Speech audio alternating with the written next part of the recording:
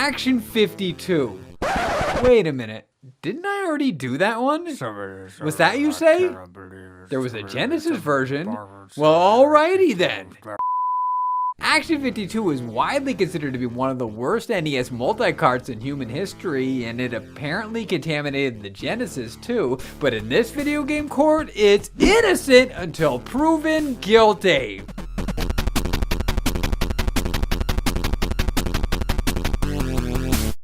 Now in session for a peculiar episode of Innocent Until Proven Guilty. Over the course of this series, I've covered numerous offenders from the same franchise, such as Sonic and the Ninja Turtles, but I've never tried a different iteration of a defendant from a previous case until now. Thanks to a very generous donation from a viewer named Dave and the numerous requests I've received since delivering the original verdict, I've decided it's time to finally bring Genesis Action 52 to trial. Action 52 for the Sega Genesis was released on an unspecified date in 1993. Given the reputation of Active Enterprise's first swing at bat, one would assume that the company would close up shop and fade into obscurity, but the broken yet amusing mess of a garbage fire must have sold just enough copies for Vince Perry to give the green light for another stab at the concept. Perry wisely decided to ditch the in-house programmers and subcontracted the development duties to Farsight Technologies, a studio with legitimate industry experience who would later work on official sports tie-ins such as NFL 98. Not surprisingly, Action 52's transition from 8 to 16 bits resulted in a gigantic boost to the presentation with tighter controls, enhanced graphics, and a completely playable roster of glitch-free titles. For the most part, the Genesis version differentiates even further from the NES by color categorizing the available titles with green, purple, and yellow representing easy, medium, and hard difficulty respectively, and blue indicating the two-player only options. Active Enterprise put more of an emphasis on co-op this time, upping the total from 1 on the NES to 6 on the Genesis. The bulk of these are versus interpretations of other games that appear on the cart, but there are a few intriguing deviations. Skirmish is chess with a modern twist,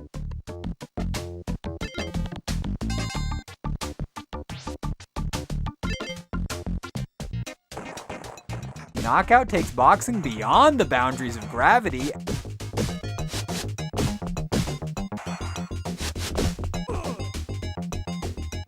and Dino Tennis is self-explanatorily glorious. It could be argued that the co-op titles are a waste of cartridge space, and I would be inclined to agree, but there are some single-player choices that nearly made me scratch my head in confusion over why they were included, such as Sketch, the rudimentary drawing utility,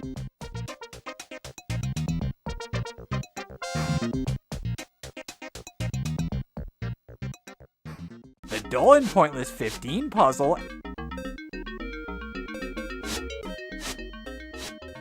and Mind's Eye and Echo, which are literally Minesweeper and Simon.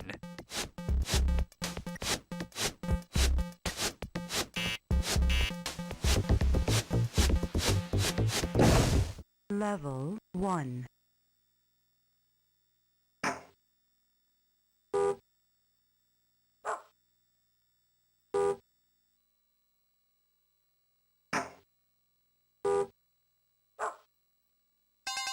In spite of these questionable content decisions, the Genesis Action 52 has a more diverse lineup than the NES. The notorious unlicensed entry on Nintendo's 8-bit machine focused primarily on shoot-'em-ups and platformers, but Farsight tossed in everything and the kitchen sink, from submarine shooters to racers and even FPS, pushing the limits of what could be contained on a 4th-generation cartridge. One recurring theme I noticed among the Sega exclusives is that there is a clear source of inspiration that could either be labeled as homage or straight up theft. For example, Go Bonkers is reminiscent of Dudes with Attitude,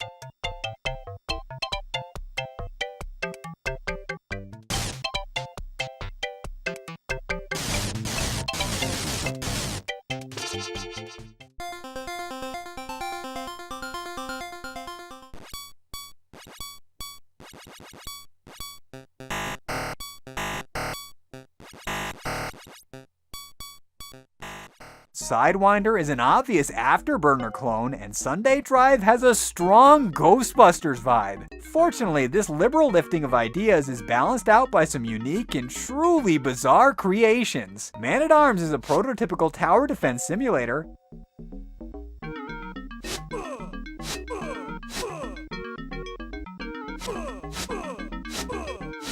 Appleseed puts the player in the shoes of an angry farmer trying to save his falling crops.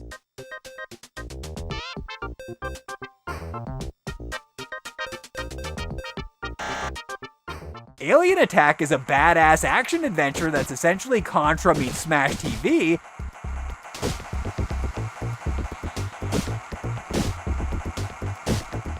And then there's the 1-2 punch of Skater and Freeway. In Skater, we assume control of a tubular 90s teenager as he collects boomboxes while boarding down a busy highway. Sounds simple and straightforward enough, until the road becomes littered with beach balls and cat carcasses, shifting gears from TNC Surf Designs territory to Mad Max Mayhem in less than 60 seconds. If you thought that was crazy, Freeway borrows the Frogger formula and swaps the amphibian star with a dog, producing an arcade-inspired romp that's the epitome of PETA's worst nightmare. If Farsight's goal was to take Action 52 to the next level, then I'd say they definitely succeeded, but not every title is as, interesting as the aforementioned oddities. Between the Bombs Away and bosses are the Slalom, Spideys, and Dark Signs. They're all perfectly playable and miles better from a technical perspective than the entirety of their NES siblings, but they're lacking that certain X factor that makes the 8-bit aberrations memorable in spite of their many flaws. Perry and his crew attempted to rekindle that magic by filling a fifth of the 16-bit cartridge with their earlier material in order to alleviate the burden of devising 52 separate games from scratch. The majority of these NES carryovers were ported largely unaltered, but some received drastic facelifts. Billy Bob used to be a Prince of Persia wannabe, but it's now a Wild West shooter.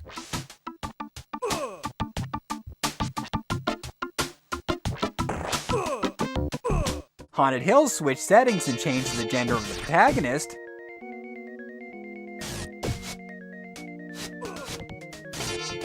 And the Cheetah Men, my god, the Cheetah Men. Farsight neutered these poor kittens. Ares, Hercules, and Apollo are supposed to kick ass to amazing tunes, not climb trees and rescue baby cheetahs to music that sounds like it was ripped from a cheesy 80s sitcom.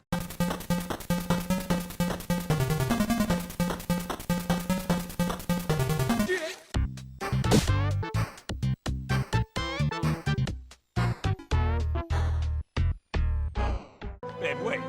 Babe, wait! Babe, wait! Babe! Babe, wait! Babe! Babe! Babe! Babe, wait! Babe, no! Babe, no! Babe, no! Babe! This is a cardinal sin as far as I'm concerned, and I was ready to toss the book in response to this grave offense.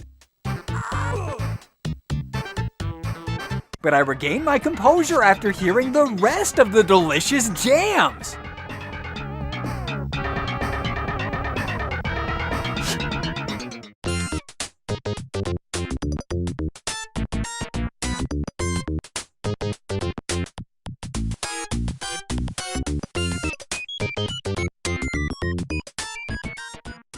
Toe Jam and Earl, eat your heart out, because that is some nasty Genesis funk, and I'd go as far as saying that the overall Sega soundtrack slaughters that of the NES.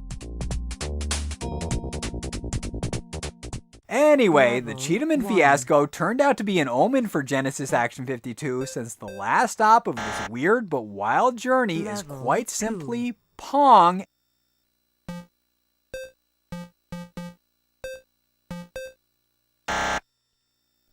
Level 3. And a broken challenge feature that crashes after finishing the first stage.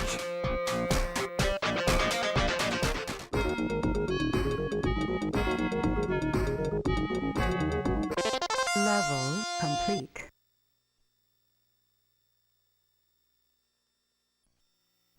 Level 9.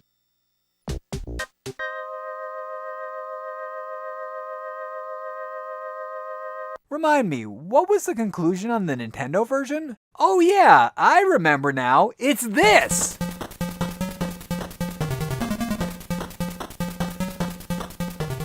I guess this is one example of the classic ad slogan failing miserably.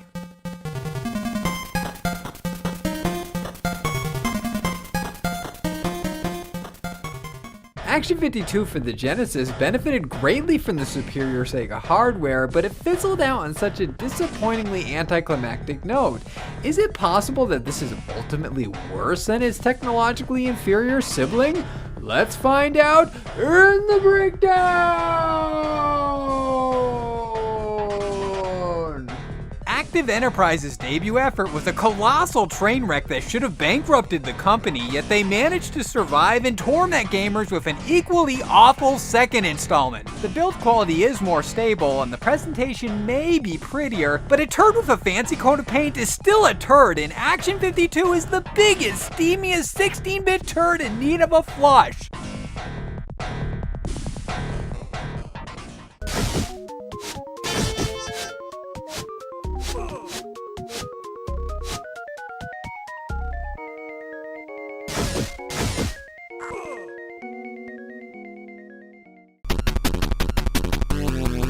Action 52 is indeed doomed to forever be subpar, but Farsight deserves some recognition for their attempt to elevate Active Enterprise's botched brainchild above its trashy roots. I expected this to be a straight upgraded port, but I was pleasantly surprised to see the amount of brand new content, and I was taken aback by the bright, colorful visuals and booty-shaking funk. Genesis Action 52 undoubtedly surpasses its Nintendo counterpart in almost every category, and I applaud Farsight for doing a commendable job in spite of impossible odds.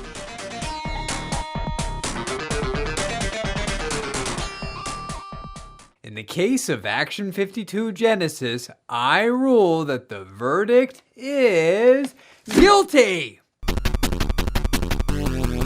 Yes, Action 52's verdict remains unchanged. Active Enterprises and Farsight certainly improved upon the formula, and I again enjoyed this as a guilty pleasure, but there's too much wasted potential, and I honestly can't forgive the Cheetahman injustice, so I condemn this Sega criminal to death row alongside its older brother.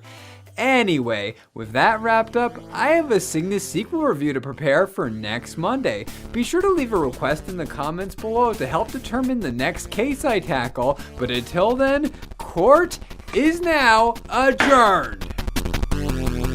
Thanks for watching. If you liked what you saw and you want to see more, the boxes on the screen right now will lead to some more of my videos, and if you haven't already, be sure to subscribe to the channel by clicking on my avatar in the bottom right hand corner. Thanks again.